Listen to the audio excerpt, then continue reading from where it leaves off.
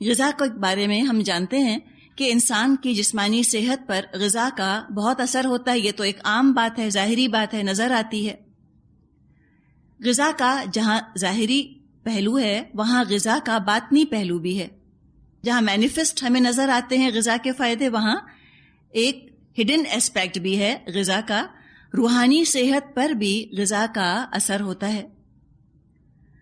حلال طریقے سے کمایا ہے، حلال غذا کھائی ہے، یہ چیز نیکیوں میں مددگار ثابت ہوگی، ہیلپر بنے گی. حرام غذا میں وہ چیزیں ہیں جو کہ انسان کے جسم کو یا روح کو یا عقل کو نقصان پہنچانے والی ہیں. بعض چیزیں جسم کو نقصان پہنچاتی ہیں، بعض عقل کو، بعض روح کو. اللہ نے ان کو حرام کیا، اور جب حرام ہی میں انسان پڑا رہتا ہے، نتیجہ یہ نکلتا ہے کہ انسان کا ظاہری عمل بھی بگڑ جاتا ہے اور اس کے ذہن کا سانچہ بھی بگڑ جاتا ہے. بری سوچ آتی ہے، برائی کی طرف رجحان بڑھ جاتا ہے، برائی اٹریکٹیو لگنے لگتی ہے، پرکشش لگنے لگتی ہے، نیکی بری لگنے لگتی ہے. کبھی اللہ نے مسلمانوں کو توفیق دی اور مسلمان بھی علم کے میدان میں جب ترقی کر گئے تو ہو سکتا ہے وہ اسٹڈی کریں کہ بعض چیزیں حلال کیوں ہیں، بعض حرام کیوں ہیں، ان چیزوں کا افیکٹ کیا پڑتا ہے غذا کے اوپر. تو ہو سکتا ہے کہ وہ اسٹڈی کریں، ریسرچ کریں، تو یہ بات ثابت ہو کہ حرام غذا جسم کے کیمیکلز پر اور ہارمونز پر برا اثر ڈالتی ہو. اور دیکھیں کیمیکلز ہی ہیں نا، ہارمونز ہی تو ہیں جو انسان کے دماغ کو کنٹرول کرتے ہیں. انزائمز انہی سے بنتے ہیں، ہارمونز انہی سے بنتے ہیں، سیکریشنز اور گیسٹرک جوسز ہیں، جو بھی چیزیں ہیں، جو بھی مادہ ہے جسم کے اندر، وہ غذا ہی سے تو بنتا ہے نا. تو پتہ نہیں کیا اس کے اندر تبدیلی ہو جاتی ہو حرام غذا کی وجہ سے کہ انسان کا جو نیچر ہے پرورٹ ہونے لگتا ہو، اس کی فطرت مسخ ہونے لگتی ہو. اور آج تو سائنس نے اتنا تو ثابت کر دیا ہے کہ غذا جو ہے وہ انسان کے بیہیویئر پہ، تھاٹ پیٹرن پہ اثر انداز ہوتی ہے، سوچنے کے انداز پہ، اس کے رویے پر اثر انداز ہوتی ہے غذا. ایسے ڈرگز وہ بنا رہے ہیں جن کو کہ پرسنالٹی آلٹرنگ ڈرگز کہا جاتا ہے، کہ وہ ڈرگز لے لیں تو شخصیت تبدیل ہو جاتی ہے. جیسے پروزیک آپ نے نام سنا ہوگا، ایک ڈرگ ہے، اس کو پرسنالٹی آلٹرنگ ڈرگ کہا جاتا ہے. کیا ہے اس کے اندر؟ کوئی انزائمز ہوں گے، کوئی وائٹامنز ہوں گے، کوئی منرلز ہوں گے، یہی چیزیں ہوں گی نا. لیکن انسان کے جسم کا جب حصہ بنتی ہیں یہ بے جان چیزیں، تو پتہ نہیں سوچ پہ، فکر پہ، ذہن پہ کیا اثر ڈالتی ہوں. لہٰذا غذا کے بارے میں ہم دیکھیں گے کہ آگے بھی سورہ انعام میں بہت زوردار تاکید آئے گی کہ حلال غذا کا تم انتظام کرو. جو یہ فرمایا گیا کہ شیطان ہیں جو کہ وحی کرتے ہیں، تیزی سے اشارے کرتے ہیں اپنے دوستوں کی طرف تاکہ وہ تم سے جھگڑا کریں. کس بات میں جھگڑا کریں؟ چونکہ غذا کا ذکر چل رہا ہے تو غذا ہی کے بارے میں جھگڑتے ہوں گے. کس طرح؟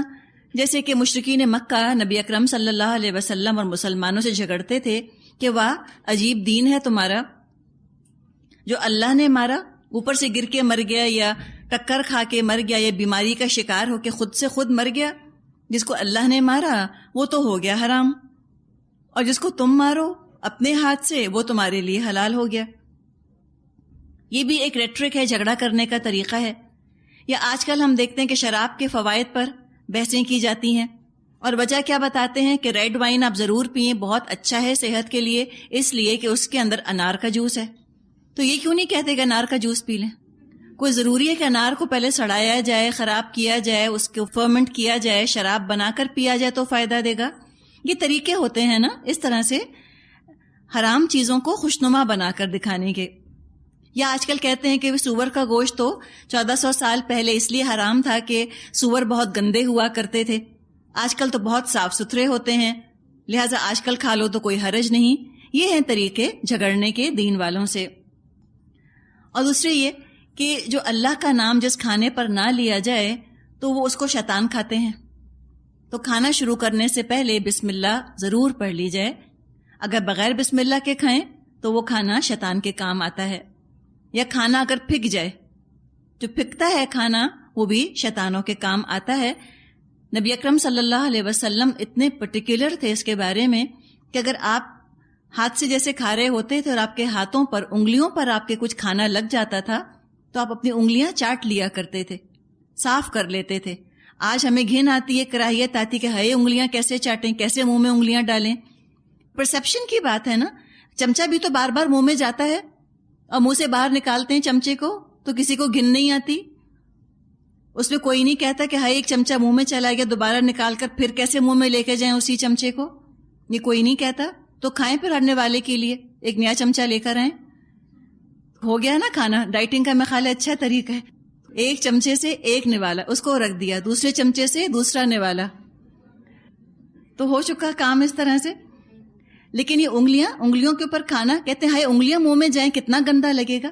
یہ سب کیا ہے؟ یہ ایک مائنڈ کنٹرول کی چیزیں ہیں نا, کہ جو سنت ہے وہ بری لگنے لگ جائے, وہ آؤٹ آف فیشن ہو جائے, وہ گھٹیا لگنے لگ جائے. اگر ریزننگ کریں تو وہی چیز چمچے کے ساتھ بھی ہو رہی ہے. چلیں چمچے سے کھائیں, ہاتھ سے کھائیں, کوئی حرج نہیں. کیا کریں کہ اس کو صاف کریں. کوئی چیز پلیٹ میں بچنی نہیں چاہیے. جو کھانا پھینکتا ہے وہ بھی شیطانوں کے کام آتا ہے. آگے فرمایا آیت 122, اومن کان میتا فاحییناہ وجعلنا له نورا يمشي به في الناس كمن مثله في الظلمات ليس بخارج منها كذلك زين للكافرين ما كانوا يعملون. کیا وہ شخص جو پہلے مردہ تھا پھر ہم نے اس کو زندگی بخشی اور اس کو وہ روشنی عطا کی جس کے اجالے میں وہ لوگوں کے درمیان زندگی کی راہ طے کرتا ہے. اس شخص کی طرح ہو سکتا ہے جو تاریکیوں میں پڑا ہوا ہو اور کسی طرح ان سے نہ نکلتا ہو. تو کافروں کے لیے تو اسی طرح ان کے اعمال خوشنما بنا دیے گئے. دو الفاظ آ رہے ہیں, زندگی اور نور. جیسا کہ ہم جانتے ہیں کہ قرآن ان دونوں الفاظ کو ایک ایلیگوریکل سینس میں بھی استعمال کرتا ہے, یعنی کہ ایک باطنی مطلب کے طور پہ بھی ان کا استعمال کیا جاتا ہے. ایک تو زندگی وہ ہے کہ جس کو کہ ہم سمجھتے ہیں physical life, physical death, physical life, physical light. یہ تو سر کی آنکھوں سے نظر آنے والی چیزیں ہیں. لیکن یہاں جس سینس میں زندگی اور نور کی بات کی گئی ہے وہ اس سر کی آنکھوں سے نظر آنے والی زندگی یا سر کی آنکھوں سے نظر آنے والی روشنی کی بات نہیں کی جا رہی, بلکہ ایک طرح سے پروورب کی طرح استعمال کیا گیا ہے. زندگی سے مراد ہے ایمان اور نور سے مراد ہے علم. تو کفر اور ایمان کی دراصل بات کی جا رہی ہے. بہت خوبصورت کسی تفسیر میں یہ بات پڑھی. وہ کہتے ہیں کہ پانی اللہ نے بنایا, پانی کا مقصد ہے پیاس بجھانا, یا آگ کا مقصد ہے جلانا, یا غذا کا مطلب ہے انسان کی بھوک کو ختم کرنا. اب سوچیں کہ پانی ہو اور لوگ پانی پئیں اور پیاس نہ بجھے, تو مقصد حل نہیں ہو رہا نا. جس مقصد کے لیے پانی بنایا گیا وہ مقصد حاصل نہیں ہو رہا. تو پانی کا ہونا نہ ہونا برابر ہو گیا, بیکار ہو گیا. جس مقصد کے لیے بنایا تھا پانی کو وہ مقصد ہی حاصل نہ ہوا. پانی کی زندگی کس چیز میں ہے کہ پانی اپنا مقصد پورا کرے. آگ کی زندگی کس چیز میں ہے کہ آگ اپنا مقصد پورا کرے. انسان کا مقصد کیا ہے؟ انسان کا مقصد ہے رب کو پہچانے, رب کی عبادت کرے. جو یہ کر رہا ہے وہ زندہ ہے. جو اپنے رب کو پہچانتا ہے, جس کی روح جاگ رہی ہے, جو روح کے تقاضے پورے کر رہا ہے, اس نے زندگی کا مقصد پہچان لیا ہے. اصل معنوں میں تو وہ زندہ ہے. اور جو اپنے مقصد سے غافل ہے, جس نے سب کی غلامی کی, رب کی غلامی نہ کی, سب کی اطاعت کی, رب کی اطاعت نہ کی, وہ تو دیکھنے میں زندہ ہے, اصل میں تو مردہ ہے. اب کیا ہے, آپ دیکھیے, ایک شخص ہے جو کہ مر گیا, ٹھیک ہے نا, فزیکل ڈیتھ اس کی واقع ہو گئی. اب ایک مردہ پڑا ہوا ہے, اس کو آپ ڈرائیں, سانپ آ رہا ہے, اس میں حرکت ہوگی؟ کوئی حرکت نہیں ہوگی. یا مردے کے پاس آگ لے جا کر رکھ دیں, کیا مردہ ڈرے گا؟ نہیں ڈرے گا. بالکل اسی طرح جن کی روحیں مر گئی ہوتی ہیں ان کو کوئی عذاب کی آیت سنا دیں, کوئی جہنم کا عذاب ان کو بتا دیں, کوئی جہنم کی آگ سے ان کو ڈرا دیں, ان کو ڈر لگتا ہی نہیں, بے حس ہوتے ہیں بالکل. اسی طرح مردے کے پاس آپ طرح طرح کے پھل اور نعمتیں رکھ دیں، کیا اس پہ اثر ہوگا؟ کیا اس کے دل میں طمع پیدا ہوگی؟ ہرگز نہیں ہوگی۔ تو بالکل اسی طرح جن کی روحیں مردہ ہیں ان کو جنت کی لالچ نہیں آتی، وہ ٹیمپٹ نہیں ہوتے جنت کا ذکر سن کے، ان کا دل نہیں چاہتا جنت حاصل کرنے والے اعمال کرنے کا۔ اور جسم سے جیسے روح نکلتی ہے، جسم میں اکڑ آنے لگتی ہے نا، بالکل اسی طرح جب روح مر جاتی ہے انسان کی، مانوی طور پہ جب روح مر جاتی ہے، تکبر آ جاتا ہے، اکڑ آ جاتی ہے انسان کے اندر۔ تو میتن ایک شخص تھا، وہ روحانی طور پہ مردہ تھا، فَأَحْيَيْنَاهُ، اللہ تعالیٰ نے وحی کی بارش برسائی اور اس کی ڈورمنٹ سول، اس کی سوئی ہوئی روح جاگ گئی، زندہ ہو گیا۔ اب جو ہی زندہ ہوگا کیا ہوگا؟ وَجَعَلْنَا لَهُ نُورًا، اللہ تعالیٰ فرماتا ہے کہ ہم نے اس کے لیے ایک نور بنا دیا، یہ علم اور اس کا عمل، یہ نورانی عمل ہے اس کا، نیکیوں کا شوق، نیکیاں اس کے ظاہر میں بھی نظر آتی ہیں، دل میں نور ایمان ہے، اور یہ سارا نور ایمانی اور عمل کا نور لے کر کہیں مسجد میں، کہیں مدرسے میں یا کسی کوٹھڑی میں مقید ہو کر، قید ہو کر نہیں بیٹھا رہتا۔ وہ ایسے لوگ جو ایمان کے نور سے سرفراز ہوتے ہیں، ایمان کے نور سے جو منور ہوتے ہیں، صرف مسجدوں میں اور حجروں میں نہیں رہتے، بلکہ اپنے نور کو لے کر لوگوں کے درمیان چلتے پھرتے رہتے ہیں۔ چھوٹے چھوٹے چراغ، خوبصورت خوبصورت چراغ، یہ لوگوں میں چلتے پھرتے رہتے ہیں، اپنی روشنی سے خود بھی فائدہ اٹھاتے ہیں، دوسروں کو بھی فائدہ پہنچتا ہے۔ اب آپ دیکھیں، ایک چراغ اگر کسی اندھیرے کمرے میں رکھا ہے تو لوگوں کو فائدہ آٹومیٹکلی پہنچے گا نا۔ اسی طرح ایک شخص جس کے اندر نور ایمان ہے، جس کے پاس نور عمل ہے، اگر اس نے نیت یہ نہیں کی کہ میں کسی دوسرے کو فائدہ پہنچاؤں، اپنے وجود سے فائدہ پہنچائے گا، پھر بھی آٹومیٹکلی فائدہ پہنچائے گا، اس چراغ کی طرح۔ اس کا عمل خود خاموش تبلیغ ہے، اس کا وجود ایک خاموش تبلیغ ہو جاتا ہے، تو وہ لے کے چلتا پھرتا ہے، یمشی بہی فی الناس، وہ لوگوں میں چلتا پھرتا ہے، لوگوں کا بھی فائدہ ہوتا ہے۔ اور روشنی تو چھپا کر رکھنے کی چیز نہیں ہوتی۔ کیا پرورژن ہے کہ جن کے پاس روشنی ہے وہ شرمائیں اور جن کے پاس روشنی نہیں وہ اترائیں؟ یہ تو عجیب بات ہو گئی کہ نیکیوں پر شرمایا جائے، گناہوں پر اترایا جائے، تو پروورٹڈ معاشرہ ہے نا۔ عیسیٰ علیہ السلام نے یہ بات فرمائی ہے کہ جن کے پاس چراغ ہوتا ہے وہ پیمانے کے نیچے ڈھانک کر نہیں رکھتے، بلکہ اونچی جگہ پر اس کو رکھتے ہیں تاکہ اپنا گھر بھی روشن ہو، دوسروں کو بھی راستہ دکھا سکیں۔ تو یہ تو کرنا ہے، فخر کے ساتھ، کانفیڈنس کے ساتھ اپنا عمل لوگوں کے سامنے کیجئے، اور اپنے ایمان کے نور کو چھپانے کی ضرورت نہیں، امبیرس ہونے کی ضرورت نہیں، نہ اترانا ہے، یہ بھی حقیقت ہے، اترانا نہیں ہے عمل پر یا ایمان پر، لیکن شرمندہ بھی نہیں ہونا، کہیں عدل بھی تو کرنا ہے، بیلنس بھی تو رکھنا چاہیے۔ چھوٹے سے چھوٹا، مدھم سے مدھم چراغ کیوں نہ ہو، کچھ نہ کچھ اندھیرا بہرحال وہ دور کر دیتا ہے۔ گپ اندھیرا ہو، چھوٹا سا چراغ کچھ نہ کچھ اندھیرا دور کرے گا، لیکن اندھیرا کتنا بھی گمبھیر کیوں نہ ہو، کتنا بھی ڈینس کیوں نہ ہو، چھوٹے سے چراغ کو اوور ویلم نہیں کر سکتا، اس پر قابو نہیں پا سکتا۔ اسی طرح کفر ایمان کو نہیں مٹا سکتا، چاہے کتنا اوور ویلمنگ کیوں نہ ہو، ایمان کو اوور ویلم نہیں کر سکتا۔ اور جو ایمان کفر سے مروب ہو جائے، کفر سے مغلوب ہو جائے، کفر سے اوور ویلم ہو جائے، وہ ایمان تھا ہی نہیں، ایسی بس ایک سمجھیے کہ ایلیوژن تھا، ایمان نہیں تھا۔ لیکن جو لوگ حقیقت کی روشنی میں زندگی نہیں گزارتے، وہ تو اندھیروں ہی کا شکار ہیں، ظلمات کے اندر ہیں، نکلنے والے نہیں، نکلنا چاہتے نہیں۔ کوئی مزہ، کوئی فائدہ دنیا کا ان کو مل رہا ہوتا ہے، اسی کو میگنیفائی کر کے اور اپنی زندگیوں میں سجائے رکھتے ہیں، نکلنا چاہتے نہیں، بلکہ بہت خوبصورت سمجھتے ہیں اپنے عمل کو، سمجھتے ہیں کہ ہم بہت اچھے کام کر رہے ہیں، احساس نہیں ہوتا برائی کا۔ اور وجہ کیا ہوتی ہے؟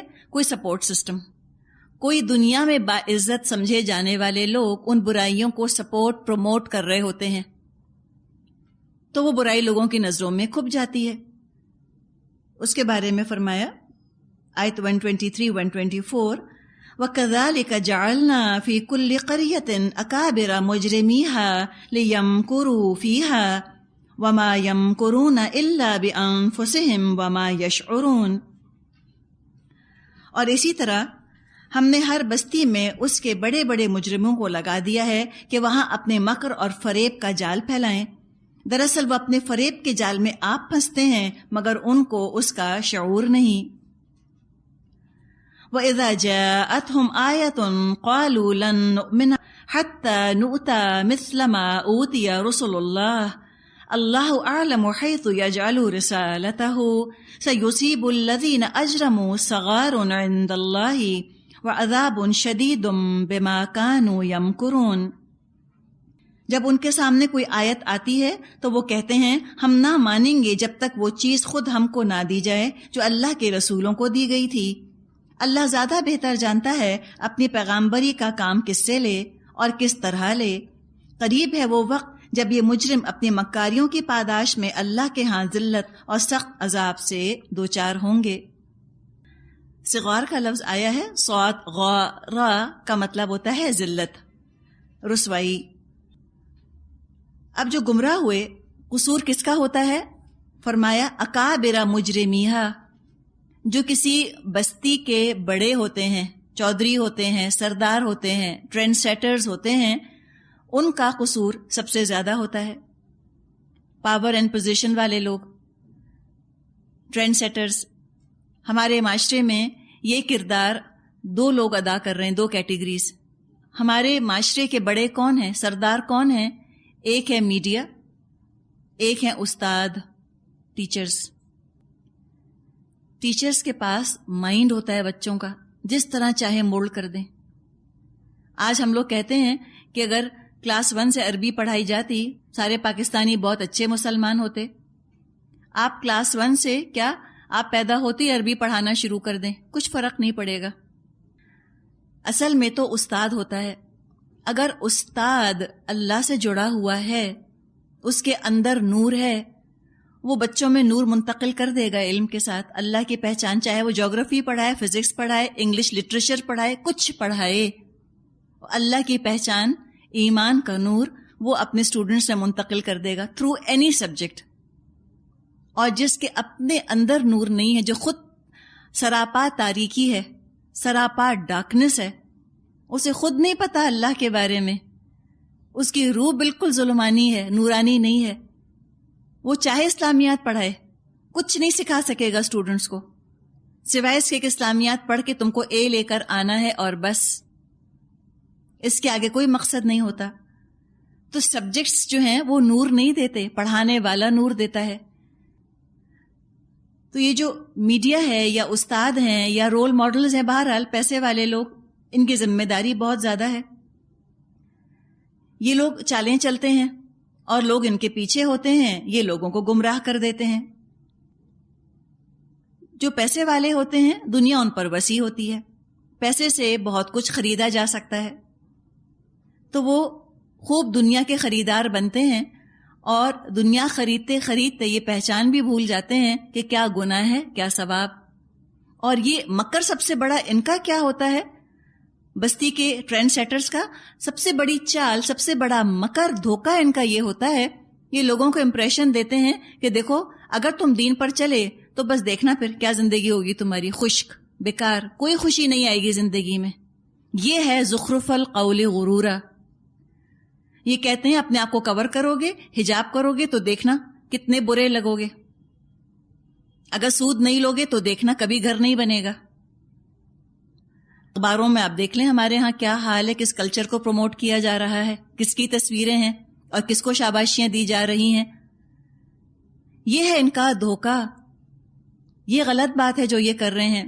انہوں نے پریٹینڈ ایسے کیا ہے لوگوں کے سامنے، برین واشنگ ایسے کر دی لوگوں کی کہ وہ سمجھتے ہیں کہ جب تک ہم گناہوں میں ملوث نہیں ہوں گے، جب تک ہم زندگی کو انجوائے نہیں کر سکتے، جب تک ہم گناہ گار نہیں ہوں گے، جب تک ہم بے لباس نہیں ہوں گے، جب تک ہم بے حیا نہیں ہوں گے، ہمیں کوئی پسند نہیں کرے گا، ہم باعزت نہیں ہوں گے. یہ ان کی ہیں چالیں. اور جو دین پر عمل کر رہے ہیں کہتے ہیں religion is for the have knots, they have no option. کیا کریں بیچارے، ریجیکٹ ہے نا معاشرے کے. معاشرہ جن کو دھتکار دیتا ہے وہ قرآن لے کر بیٹھ جاتے ہیں، جنہیں کوئی پسند نہیں کرتا وہ اللہ اللہ کرنے لگتے ہیں. اگر یہ کہیں ایلیٹس ہوتے، ان کے پاس کبھی 2-4 پیسے آ جاتے تو یہ بھی دین پر عمل نہ کر رہے ہوتے. تو انہوں نے اس سلوگن بنایا کہ religion is for the have nots. دین تو غریبوں کے لیے ہے، محروموں کے لیے ہے. تو اب جس کو اللہ نے یہ نور دیا ہو، یمشی بہی فی الناس والا، ایمان کا اور عمل کا نور، کسی کو یہ توفیق مل گئی اللہ کے فضل سے، اور دنیا کے 4 پیسے بھی اس کے پاس ہیں، اس کو چاہیے کہ وہ کوشش کرے اور لوگوں کو بتائے کہ یہ غلط چال ہے ان کی، یہ جھوٹ بول رہے ہیں، ایسی بات نہیں. دین سب کے لیے ہے، بادشاہ کے لیے بھی ہے، فقیر کے لیے بھی ہے. لیکن چونکہ ان کو گناہ بہت اپیل کر رہے ہوتے ہیں معاشرے کے بڑے بڑے لوگوں کو، تو رسول کی دعوت کو ناکام بنانے میں یہ سب سے آگے ہوتے ہیں. ہوتا تو فائنلی وہی ہے جو اللہ چاہتا ہے، اپنی شامت اللہ کے ہاں پکی کر لیتے ہیں، اپنے جال میں خود ہی پھنس جاتے ہیں. دنیا کی بڑائی چاہتے ہیں، اللہ کے ہاں ڈسکوالیفائی ہو جاتے ہیں. تو یہ بتایا گیا کہ یہ کیا ہوں گے، صغار عند اللہ، یہ مجرم ہے، اللہ کے یہاں بہت چھوٹے ہوں گے، بڑے رسوا ہوں گے. آج تو اتنے اسٹیٹس کانشیس ہیں، آج تو اپنی سوشل پوزیشن برقرار رکھنے کے لیے کوئی گناہ کرتے ہوئے نہیں چوکتے، اپنی عزت کی خاطر اللہ کی بات نہیں مانتے. اس جھوٹی عزت کی وجہ سے جو اللہ کے ہاں رسوائی اٹھانی پڑے گی وہ تو وہیں پتہ چلے گا. اور بات یہ ہے کہ عزت والے جو ہوتے ہیں نا، پیسے والے لوگ، وہ ذلت کو زیادہ محسوس بھی کرتے ہیں. جو بیچارہ غریب ہے اس کو تو عادت ہے رسوا ہونے کی، دھکے کھانے کی. یہ جو پیسے والے ہیں کہ شوفر ڈرائیور دروازہ کھولے گاڑی کا، اگر شوفر نے دروازہ نہ کھولا گاڑی کا تو اپسیٹ ہوتے ہیں. ان کو جب اوندھے منہ گھسیٹ کر پھینکا جائے گا جہنم میں تو ان کا کیا حال ہوگا؟ ان کی ایگو کیسے برداشت کریں گے؟ 1 منٹ کی گرمی تو برداشت نہیں ہوتی، ٹیمپرز فلیئر کرنے لگتے ہیں، مزاج بگڑنے لگتے ہیں. 50,000 سال میدان حشر میں جب روکے جائیں گے تو کیا حال ہوگا؟ برداشت تو کرنا ہوگا. تو پیسے والے ذلت کو بہت محسوس کرتے ہیں. تو یہاں خاص طور پہ ذکر کیا گیا ذلت کے عذاب کا ان کے لیے. ان کے مقابلے میں اب ایک اور اتنی خوبصورت تصویر کھینچی جا رہی ہے. فرمایا فَمَن يُرِدِ اللَّهُ أَن يَهْدِيَهُ يَشْرَحْ صَدْرَهُ لِلْإِسْلَامِ وَمَن يُرِدْ أَن يُضِلَّهُ يَجْعَلْ صَدْرَهُ ضَيِّقًا حَرَجًا كَأَنَّمَا يَصَّعَّدُ فِي السَّمَاءِ كَذَلِكَ يَجْعَلُ اللَّهُ الرِّجْسَ عَلَى الَّذِينَ لَا يُؤْمِنُونَ. بس حقیقت یہ ہے جیسے اللہ ہدایت بخشنے کا ارادہ کرتا ہے اس کا سینہ اسلام کے لیے کھول دیتا ہے. دعا کریں اللہ سے کہ اللہم اجعلنا منہم، کہ اللہ تعالی ہمیں ان لوگوں میں شامل فرما لے. دعا ہے نا اللہم نور قلوبنا بالاسلام، اللہ ہمارے دلوں کو تو روشن کر دے اسلام کے ساتھ. واشرح صدورنا للاسلام، کہ اللہ تو ہمارے دلوں کو کھول دے اسلام کے لیے. واشرح صدورنا للایمان، ایمان کے لیے ہمارے دل کھول دے. ونور قلوبنا بالاسلام، اسلام سے ہمارے دلوں کو اللہ تعالیٰ منور فرما دے. وہ دعا بھی ہے نا رب اشرح لی صدری ویسر لی امری، کہ اللہ میرا سینہ کھول دے، میرا سینہ کشادہ کر دے. کس کے لیے؟ اسلام کے لیے. تو اللہ جس کے لیے ارادہ فرماتا ہے ہدایت کا، اس کا سینہ کھل جاتا ہے اسلام کے لیے. کیسے؟ جب انسان قرآن پڑھتا ہے لگتا ہے گھر آ گئے، جیسے لگتا ہے بھولا بسرا دوست مل گیا، اسی کی تو تلاش تھی. کوئی چیز کھو گئی تھی، چین زندگی سے رخصت ہو گیا تھا، اب جیسے ایمان ملا لگتا ہے کہ چین مل گیا، لگتا ہے سکون آ گیا. عبداللہ بن مسعود رضی اللہ عنہ سے روایت ہے کہ صحابہ کرام نے نبی اکرم صلی اللہ علیہ وسلم سے اس کی تفسیر پوچھی، اس آیت کی. آپ نے فرمایا اللہ مومن کے دل میں ایک روشنی ڈال دیتا ہے. کتنی خوبصورت بات ہے نا، سوچیں اندر سے دل جیسے روشن ہو گیا. یہی وہ ٹارچ ہے جس سے کہ صراط مستقیم نظر آتی ہے، آنکھوں سے تھوڑی نظر آتی ہے، اس نور سے نظر آتی ہے جو اللہ دل میں ڈالتا ہے. تو دل میں اللہ ایک روشنی ڈال دیتا ہے. کیا ہوتا ہے اس سے؟ جس سے اس کا دل حق بات کو دیکھنے، سمجھنے اور قبول کرنے کے لیے کھل جاتا ہے. حق نظر آنے لگتا ہے، حق سمجھ آنے لگتا ہے، حق جو ہے اٹریکٹیو، پرکشش لگنے لگتا ہے، زندگی کی سجاوٹ لگنے لگتا ہے حق، لگتا ہے اس کے بغیر تو گزارا نہیں، ساری دنیا ہاتھ سے چلی جائے حق نہ جائے میرے ہاتھ سے، یوں دل چاہتا ہے۔ تو صحابہ نے عرض کیا کوئی اور علامت ہوتی ہے دل میں نور آنے کی؟ نبی اکرم صلی اللہ علیہ وسلم نے فرمایا ہاں، علامت یہ ہے اس شخص کی ساری رغبت آخرت اور اس کی نعمتوں کی طرف ہو جاتی ہے، دنیا کی بے جا خواہشات اور فانی لذتوں سے گھبراتا ہے، موت کے آنے سے پہلے موت کی تیاریاں کرنے لگتا ہے، دار الغرور سے دار الخلود کی طرف اس کا رخ ہو جاتا ہے۔ اور اس کا انڈیکیشن کیا ہوگا دل میں نور آنے کا؟ ایک انڈیکیشن یہ ہوتا ہے کہ سوالات اور شکوک اور شبہات کم سے کم ہوتے ہوتے ختم ہو جاتے ہیں، کمپلائنس، ذہن فرما برداری پر راضی ہو جاتا ہے، تیار ہو جاتا ہے فرما برداری کرنے کو۔ اور جتنا انسان اس نور سے دور ہوتا ہے اتنے زیادہ سوالات ذہن میں آتے ہیں، اتنے زیادہ شکوک اور شبہات آتے ہیں۔ اسی لیے ہم دیکھتے ہیں کہ صحابہ نے سوالات بہت کم کیے، ان کے دل میں نور تھا نا، سمجھ میں آئے یا نہ آئے کہہ دیا اللہ کے رسول نے، بس سمعنا و اطعنا، اللہ نے فرما دیا، رسول نے فرما دیا، بس انہوں نے کہا کہ ہم نے سن لیا، ہم اطاعت کر رہے ہیں۔ بعض دفعہ اپنے شکوک و شبہات میں انسان خود ہی غرق ہو جاتا ہے، شکوک و شبہات اندھیرا بن کر اس کو ڈھانک لیتے ہیں، تو انسان اطاعت کو بس اپنا سمجھیے کہ ایک طرح کا رویہ ہی بنا لے، مجھے تو بات ماننی ہے۔ جتنی اللہ کی محبت، جتنی اللہ کی عظمت دل میں آئے گی اتنے شبہات دور ہو جائیں گے۔ اب اس کے برعکس ایک اور شخص کا حال بتایا، وَمَن يُرِدْ أَن يُضِلَّهُ، اور جس کے بارے میں اللہ تعالیٰ ارادہ فرما دے کہ اس کو گمراہ کرنا ہے۔ اچھا یہ بتائیں، ارادہ اللہ کا اگر ہوتا ہے گمراہی کا، ہدایت کا، تو انسانوں کا کیا قصور؟ انسان بیچارے کیا کریں، اللہ ہی کا ارادہ ہو گیا نا، اللہ نے دل بند کر دیا، اللہ نے کسی کا دل کھول دیا۔ طلب کی بات ہے، اپنی طلب بہت اہم ہے، اللہ ارادہ اس کے لیے کرتا ہے جو اپنے لیے خود ارادہ کرے، اس لیے کہ اللہ تعالیٰ نعوذ باللہ ظالم نہیں کہ کوئی شخص چاہ رہا ہے، دل میں طلب ہے اور زبردستی گمراہ کر دیا جائے اس کو، یہ نہیں ہوتا۔ اب کیا ہوتا ہے کہ جس کے بارے میں اللہ ارادہ فرما لے گمراہی میں ڈالنے کا، یجعل صدرہ ضیقا، اس کے سینے کو تنگ کر دیتا ہے، اور ایسا بچتا ہے اسلام کے تصور سے اس کا سینہ، اسے یوں معلوم ہوتا ہے گویا اس کی روح آسمان کی طرف پرواز کر رہی ہے۔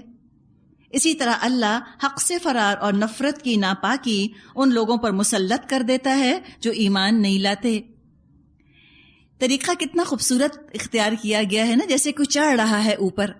اچھا کوئی ماؤنٹین کلائمبنگ کو آپ تصور میں لے کر آئیں، ایک تو تصور سب سے پہلے آتا ہے صحت کا، کہ جو صحت مند ہوتا ہے، انرجی ہوتی ہے جس کے اندر، وہی پہاڑ پہ چڑھ سکتا ہے، بیمار، کمزور، معذور تو نہیں چڑھ سکتے، بیساکھیوں والے تو نہیں چڑھ سکتے۔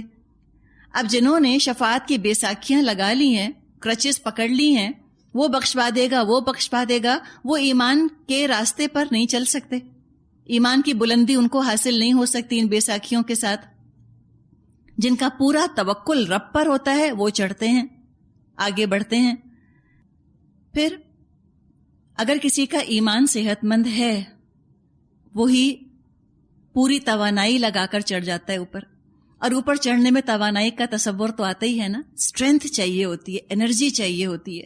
ٹھنڈے ٹھنڈے لوگ، کمزور ایمان والے لوگ وہ نہیں چڑھ سکتے، بیمار نہیں چڑھ سکتے، بیمار ایمان والے اوپر نہیں چڑھ سکتے۔ جن کی روحیں صحت مند ہیں، جن کے ایمان نفاق کے کیڑے سے پاک ہیں، فی قلوبہم مرض والے لوگ نہیں، صحت مند ایمان والے لوگ وہی آگے سے آگے چڑھ سکتے ہیں، آگے سے آگے بڑھ سکتے ہیں۔ اور جو نہیں چڑھنا چاہتے ان کا حال بتا دیا کہ ان کا تو ایک طرح سے دم نکلتا ہے، سانس پھول جاتا ہے، 2 قدم نہیں چل سکتے۔ اور اس طرح یہ جو دین ہے یہ ان کو نعمت نہیں لگتا، اور گناہوں کی برائیوں میں، گناہوں کے عذاب میں، وہ گندگی میں ملوث ہوئے پڑے رہتے ہیں۔ فرمایا وَهَذَا صِرَاطُ رَبِّكَ مُسْتَقِيمًا، اور یہ ہے راستہ تمہارے رب کا سیدھا، قد فصلنا الآیات لقوم یذکرون، اور اس کے نشانات ان لوگوں کے لیے واضح کر دیے گئے ہیں جو نصیحت قبول کرتے ہیں۔ قرآن اس نیت سے پڑھنا کہ مجھے علم اور ہدایت چاہیے، سیدھا راستہ تو قرآن کے اندر ہی موجود ہے نا، اور اللہ کا کلام نہایت سنجیدہ اور نہایت سنجیدگی سے لی جانے والی چیز ہے۔ قرآن کے اندر دلچسپ مضامین بھی ہیں، خشک مضامین بھی ہیں، ہر مضمون کو صبر سکون کے ساتھ پڑھنا اور سننا ہے۔ علمی چٹخارے کے طور پہ قرآن نہیں سنا جاتا، نہ پڑھا جاتا ہے، اور قرآن سننے کی نیت رکھیں عمل کے لیے کہ مجھے عمل کرنا ہے اس لیے سننا ہے۔ یہ نیت مت رکھیں کہ ہم فلاں کو سننے جا رہے ہیں، فلاں بہت اچھا بتاتے ہیں، فلاں نہیں بتائیں گے تو ہم نہیں سنیں گے۔ تو اگر یہ اپنا معیار بنا لیا تو پھر تو فلاں کی خاطر سننے گئے نا، ہدایت کی خاطر تو نہ گئے۔ تو علمی چٹخارا تھوڑی ہے، کو فن اینڈ فرولک کے طور پہ تھوڑی سننا ہے، ہدایت کے لیے سننا ہے، چاہے کسی کے زبان سے بھی اللہ تعالیٰ سنوا دے۔ کوئی قرآن سسپینس تھرلر نہیں ہے، کوئی پیج ٹرنر نہیں ہے، بہت سنجیدہ کلام ہے، قانون بھی آتا ہے اس کے اندر، خشک مضامین بھی ہوتے ہیں، لیکن بہرحال پڑھنا ہے اس کو۔ تو فرمایا یہ ہے سیدھا راستہ، اور اللہ نے قرآن میں آیات نازل فرما دی ہیں لوگوں کے لیے کہ وہ سبق حاصل کریں، اور جو سبق حاصل کر لیں ان کے لیے فرمایا لَهُمْ دَارُ السَّلَامِ عِنْدَ رَبِّهِمْ وَهُوَ وَلِيُّهُمْ بِمَا كَانُوا يَعْمَلُونَ، ان کے لیے ان کے رب کے پاس سلامتی کا گھر ہے، اور وہ ان کا سرپرست ہے اس صحیح طرز عمل کی وجہ سے جو انہوں نے اختیار کیا۔ اب جو اپنے فریم آف ریفرنس کو درست کر لیں، جو دین کو امپلیمنٹ کر لیں، کوئی مصروفیت کوئی مخالفت ان کے قدم نہ ہلا سکے، وہ پہنچ جائیں گے دارالسلام۔ ایسے ہی لوگوں کے لیے سلامتی کا گھر ہے۔ آپ دیکھیں دنیا کو جو لوگ مقصد بناتے ہیں کتنی مشکلیں اس کے لیے اٹھاتے ہیں، مزدور کتنی محنت کرتا ہے اس امید پر کہ مہینے کے آخر میں اس کو صلہ مل کے رہے گا، لگا رہتا ہے نا۔ لوگ ڈائٹنگ کرتے ہیں، کتنے دل پسند کھانے چھوڑ دیتے ہیں، جاگنگ کرتے ہیں، سونرز میں پسینہ بہاتے ہیں، کیوں؟ کہ سمارٹ نظر آئیں گے، مسل ٹون اچھی ہوگی، فلاں ڈریس پہنیں گے تو بہت اچھے لگیں گے۔ کوئی ٹارگٹ ہے نا، کوئی ہدف ہے ان کے سامنے، اس کے لیے کر رہے ہیں۔ اگر کوئی ٹارگٹ نہ ہو، کوئی ہدف نہ ہو، کوئی کیوں ایکسرسائز کرے، کوئی کیوں ڈائٹنگ کرے، کوئی کیوں محنت کرے؟ تو دنیا میں بھی اگر کوئی ہدف ہم نہ رکھیں اپنے سامنے، ہم نیکی کیوں کریں؟ جو آخرت کو گھر بنانا چاہے گا وہ محنت کرے گا، وہ قربانیاں دے گا۔ جس کو چاہیے نہیں آخرت کا گھر دارالسلام، جس کا ہدف نہیں، اس کو کیا کرنا ہے محنت مشقت کر کے؟ اس دن کے بارے میں فرمایا وَيَوْمَ يَحْشُرُهُمْ جَمِيعًا يَا مَعْشَرَ الْجِنِّ قَدِ اسْتَكْثَرْتُم مِّنَ الْإِنسِ وَقَالَ أَوْلِيَاؤُهُم مِّنَ الْإِنسِ رَبَّنَا اسْتَمْتَعَ بَعْضُنَا بِبَعْضٍ وَبَلَغْنَا أَجَلَنَا الَّذِي أَجَّلْتَ لَنَا قَالَ النَّارُ مَثْوَاكُمْ خَالِدِينَ فِيهَا إِلَّا مَا شَاءَ اللَّهُ إِنَّ رَبَّكَ حَكِيمٌ عَلِيمٌ وَكَذَلِكَ نُوَلِّي بَعْضَ الظَّالِمِينَ بَعْضًا بِمَا كَانُوا يَكْسِبُونَ۔ جس روز اللہ ان سب لوگوں کو گھیر کر جمع کرے گا، اس روز وہ جنوں سے خطاب کر کے فرمائے گا اے گروہ جن، تم نے تو نوع انسانی پر خوب ہاتھ صاف کیا۔ انسانوں میں سے جو ان کے رفیق تھے وہ عرض کریں گے اے ہمارے پروردگار، ہم میں سے ہر ایک نے دوسرے کو خوب استعمال کیا ہے، اور اب ہم اس وقت پر آ پہنچے ہیں جو تو نے ہمارے لیے مقرر کر دیا تھا۔ اللہ تعالیٰ فرمائے گا اچھا اب آگ تمہارا ٹھکانہ ہے، اس میں تم ہمیشہ رہو گے، اس سے بچیں گے صرف وہی جنہیں اللہ بچانا چاہے گا، بے شک تمہارا رب دانا اور علیم ہے۔ دیکھو اس طرح ہم آخرت میں ظالموں کو ایک دوسرے کا ساتھی بنائیں گے اس کمائی کی وجہ سے جو وہ دنیا میں ایک دوسرے کے ساتھ مل کر کیا کرتے تھے۔ نولی کا لفظ آیا ہے وَكَذَلِكَ نُوَلِّي۔ نولی کا مطلب ہوتا ہے ملا دینا، قریب کر دینا، یا ایک دوسرے پر مسلط کرنے کے لیے بھی یہ لفظ آتا ہے۔ ولی بنانا مراد ہے مسلط کر دینا، سربراہ بنا دینا۔ تو قیامت کا ذکر ہے، اس دن تو اعمال کی بنا پر لوگ جوڑے جوڑے کیے جائیں گے۔ انسانوں نے جنوں کے ذریعے بہت دنیا میں فائدہ اٹھایا، اپنی جادوگری کی دکانیں چمکائیں، عاملوں نے اپنے عمل کے ذریعے لوگوں کی نظروں کو خیرہ کیا، ان سے دولت وصول کی، کچھ کسی نے کرامتیں دکھائیں، کسی نے کہا کہ ہم تمہیں غیب کا حال بتائیں گے. تو طرح طرح سے لوگوں کو دھوکہ دیا گیا اور لوگوں کا مال انہوں نے وصول کیا. تو دنیا کا فائدہ تو گزر گیا اور اس دنیا کے فائدے کی خاطر دین کو بھول گئے، آخرت بھول گئے. اب وہ جب دن آئے گا آخرت کا تو مانیں گے کہ ہاں اللہ ہم سے بہت قصور ہوا. دنیا میں تو ہم نے بہت دنیا سمیٹ لی ایک دوسرے کا ساتھی بن کے، لیکن دین کا کوئی کام نہ کیا. تو فرمایا جائے گا کہ ٹھیک ہے، آج جو تم دنیا میں جس طرح اکٹھے ساتھی بنے رہے، آج جہنم بھی تمہارا ٹھکانہ ہے، وہاں بھی تم ساتھیوں کی طرح اور دوستوں کی طرح اکٹھے ہی داخل کیے جاؤ گے. اللہ تعالی ہم سب کو اس برے انجام سے بچائے. والآخر دعوانا ان الحمد للہ رب العالمین. سبحانک اللہم و بحمدک، نشہد ان لا الہ الا انت، نستغفرک و نتوب الیک. السلام علیکم ورحمۃ اللہ وبرکاتہ.